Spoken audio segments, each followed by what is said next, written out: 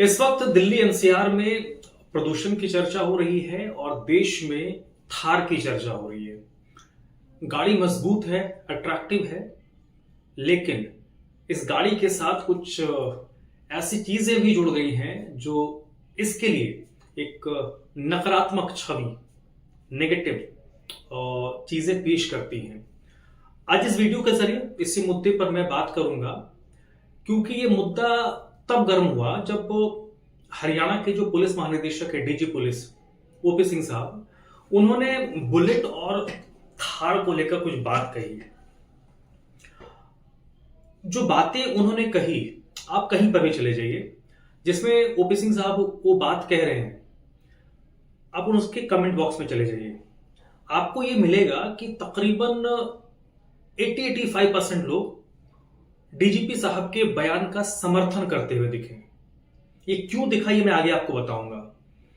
और कुछ चीजें होती है ना कि कई बार वो किसी के साथ चिपक जाती हैं और उसमें दोष किसी और का नहीं होता है, जो उस पर बैठे होते हैं उसका होता है। लेटेस्ट अपडेट ये है कि जो डीजीपी हरियाणा ने बयान दिया उसको लेकर एक थार के मालिक है गुरुग्राम के, वो नाराज हो गए। उन्होंने डीजीपी साहब को नोटिस दे दिया कि भाई 15 दिन में माफी मांगिए, क्योंकि वो खुद एक थार के मालिक हैं और उनको काफी ह्यूमिलेशन हो रहा है। अब वो शख्स सही है गलत है मैं उस पर नहीं जाता, वो उनके और डीजीपी साहब के बीच की बात है। लेकिन मसला ये है कि ये जो बात डीजीपी साहब ने कही वो सही है गलत है, जायज है नाजायज है, और जो चिपकने की मैं बात कर रहा हूं मैं उस पर बात करूंगा। आप 70-80 के दशकों की फिल्म अगर आपने देखी होंगी, अमिताभ बच्चन, विनोद खन्ना, धर्मेंद्र, उसमें एक गाड़ी बड़ी चर्चा होती थी। वो गाड़ी आती थी, ऐसे शटर खुलता था, मेटाडोर की थी।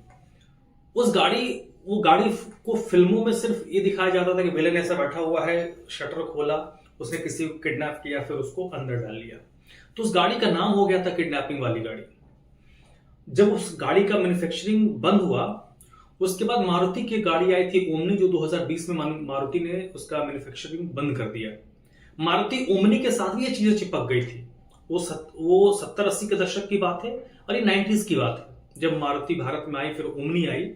तो ओमनी का भी उस वक्त फिल्मों में जो किडनैपिंग के सीन क्रिएट होते थे उसमें ओमनी का को बड़ा दर्शाया जाता था, क्योंकि और गाड़ियों में क्या होता है कि शटर, आप गाड़ी का दरवाजा खोलते हैं तो खींच नहीं सकते, ये होता है इसमें इस तरीके से गेट खोलते हैं। तो ओमनी के साथ भी हो गया कि किडनैपिंग वाली गाड़ी है, जिसमें मैन्युफैक्चरर का दोष नहीं था, लेकिन जिस तरीके से उसका पिक्चराइजेशन हुआ, तो वो मेटाडोर हो या फिर बाद में ओमनी हो, उनके साथ वो चिपक गया कि ये भाई किडनैपिंग वाली गाड़ी है। और अब आते हैं थार पे। हाँ, एक और उदाहरण, 90s के दशक में, आज जैसे आपने कई हाई स्पीड बाइक्स अलग अलग कंपनियों की आ गई हैं, 200, 250, 300, 350 सीसी की गाड़ियां आ गई हैं। 90 के दशक में यमाहा की गाड़ी आती थी, बाइक RX 100।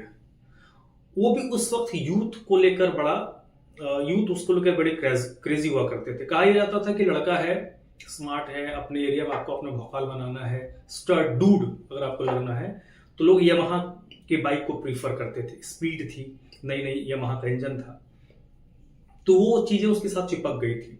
जो शरीफ फैमिली वाला आदमी था वो यामाहा के बाइक पे नहीं चढ़ता था। जो उस वक्त के डूड हुआ करते थे, जो आज के अलग अलग कंपनियों के 350, 400, 500 सीसी के बाइक में चढ़ते हैं, जो 90 के दशक के जो डूड थे वो RX 100 में चढ़ते थे। तो वो चीजें उस बाइक के साथ चिपक गई थी। अब आते हैं थार पे। कबीरदास ने एक बड़ी अच्छी बात कही है कि तू कहे कागज लेखी, मैं कहूं आंखन देखी। एक आदमी होता है जो कागज में लिखा हुआ उसको देख के बोलता है, एक होता है जो आंखों देखा है। आज आप सड़क पर उतरिए, आप पिछले कुछ इंसिडेंट को लेकर याद कीजिए। ज्यादातर जो घटनाएं हुई हैं गाड़ियों के साथ, चाहे वो स्टंट का हो या फिर किसी घटना को अंजाम देना हो, बदमाशी करना हो, उसमें ज्यादातर गाड़ी कौन सी आपको नजर आएंगी? वो थार आती है। हालांकि डीजीपी हरियाणा ने थार के साथ बुलेट का भी जिक्र किया था। बुलेट जब शुरुआत में आई थी उस वक्त ये था कि जो अपने क्षेत्र के नेता हैं, थोड़े दबंग किस्म के हैं, वो बुलेट चलाते थे। मतलब उसको दबंगई का प्रतीक माना जाता था। और अब तो सेल्फ स्टार्ट बुलेट आ गया, तो कोई भी चला सकता था। पहले होता था कि वजन ज्यादा होता था, तो जिसका थोड़ा भारी भरकम वजन है, शरीर है, वो बुलेट को हैंडल कर सकता था। हाँ, तो आते हैं थार पे। तो थार को लेकर एक बात कही गई, जो डीजीपी साहब ने कहा उसको आप छोड़ दीजिए, उसको रहने देते हैं, आप सड़क पे उतरिए। आपको सड़क में जितनी गाड़ियां चल रही होंगी, थार किस रेंज की, थार ऐसा नहीं कि अब थार है तो बहुत, अगर आपने रखा है तो बहुत संपन्न आदमी है। 14-15 लाख से गाड़ी शुरू होती है, 22-24 लाख तक जाती है। आप ऐसे दिल्ली, एनसीआर, हरियाणा में चले जाइए तो इस रेंज का कोई वैल्यू नहीं है।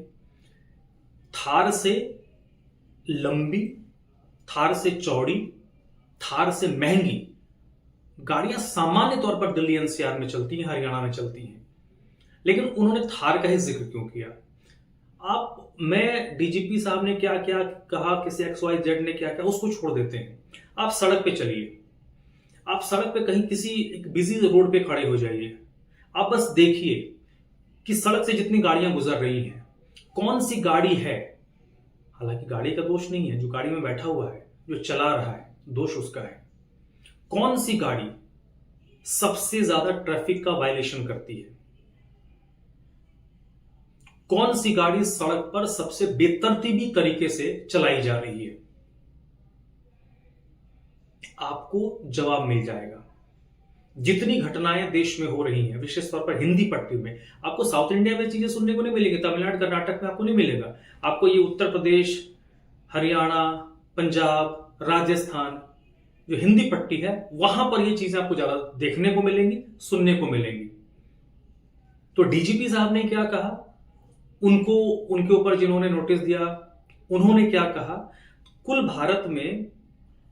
और एक और चीज, डीजीपी साहब ने जो बात कही वो उन्होंने किसी इंडिविजुअल को लेकर नहीं कहा था, उन्होंने एक माइंडसेट की बात कही थी। उन्होंने उसको जनरलाइज करने के, किसी इंडिविजुअल को नहीं कहा था, उन्होंने इन जनरल एक बात कही थी। भारत में इस वक्त जो मेरे पास आंकड़ा है, सितंबर अक्टूबर तक 3 लाख से ज्यादा थार की गाड़ियां बिकी हैं। हो सकता है कि 40-50 हजार, हालांकि ये आंकड़ा मेरे पास नहीं है कि कितने लोग अभी वेटिंग में हैं। पूरे भारत में हो सकता है 40-50 हजार लोग होंगे। अगले 2-3 साल में हो सकता है कि जो 3-3.25 लाख का आंकड़ा है, 3 लाख से ज्यादा सितंबर जो फाइनेंशियल ईयर था इस साल 2025 का, 3 लाख से ज्यादा गाड़ियां बिक गई थी। तो हो सकता है कि 3-4 लाख लोग और खरीदना चाहेंगे। तो भाई 140-145 करोड़ के देश में अगर 10 लाख लोग थार चला रहे हैं, तो डीजीपी साहब ने उस किसी एक व्यक्ति विशेष को लेकर नहीं कहा था। अब अगर 70 के दशक में कोई मेटाडोर में चढ़ रहा होगा तो फिल्मों ने तो वो कर दिया। ओमनी में अगर कोई चढ़ रहा होगा तो 90s के दशक में फिल्मों ने तो उसको परिभाषित कर दिया कि किडनैपिंग वाली गाड़ी है। और सबसे बड़ी बात कि इस पर्टिकुलर मैटर में पॉलिटिक्स भी हुआ, कुछ पॉलिटिकल लोग भी उसमें कूदे, उन्होंने कुछ एक उदाहरण दिया कि उनको देखिए। तो मेरा व्यक्तिगत तौर पर यह मानना है कि डीजीपी हरियाणा ने किसी व्यक्ति विशेष को लेकर नहीं कहा था, उन्होंने इन जनरल एक बात कही थी। और वो चीजें आपको सड़क पर नजर आ जाएंगी। जैसे मैंने कहा ना, आप सड़क पर उतरिए, आप सड़क पे 10-20 किलोमीटर चलिए, सबसे ज्यादा जो वायलेशन करती है गाड़ी आपको दिखेगी, वो कौन से दिखती है? नियम तोड़ती हुई गाड़ी कौन से दिखती है? ओवर स्पीड करने वाली गाड़ी कौन सी दिखती है? ज्यादा ताक झांक दाएं बाएं करने वाली कौन सी गाड़ी आपको दिखती है? आपको जवाब मिल जाएगा। तो इस पूरे मैटर पे जो डीजीपी हरियाणा ने कहा, जो शख्स ने कहा, हालांकि देखिए उन्होंने 3-3.25 लाख के करीब भारत में थार के मालिक हैं, लेकिन उन्होंने कंप्लेंट किया तो आज हर जगह उनका नाम चल रहा है, हर वेबसाइट में, हर अखबारों में उनके फोटो छपे हैं। और उन्होंने किस इंटेंशन के साथ कहा, ये कंप्लेंट किया, वो तो बेहतर बता सकते हैं। उनके इंटेंशन में नहीं जा रहा। लेकिन आज भी इस देश का एक बड़ा तबका है, हरियाणा का, दिल्ली एनसीआर का, जो डीजीपी हरियाणा के साथ इस मामले पे खड़ा दिख रहा है। क्यों खड़ा दिख रहा है? आप सड़क पर उतरिए, गाड़ी चलाइए, आगे पीछे देखिए, आपको जवाब मिल जाएगा। तो इस विषय पर आपकी क्या प्रतिक्रिया है? कौन सही है, कौन गलत?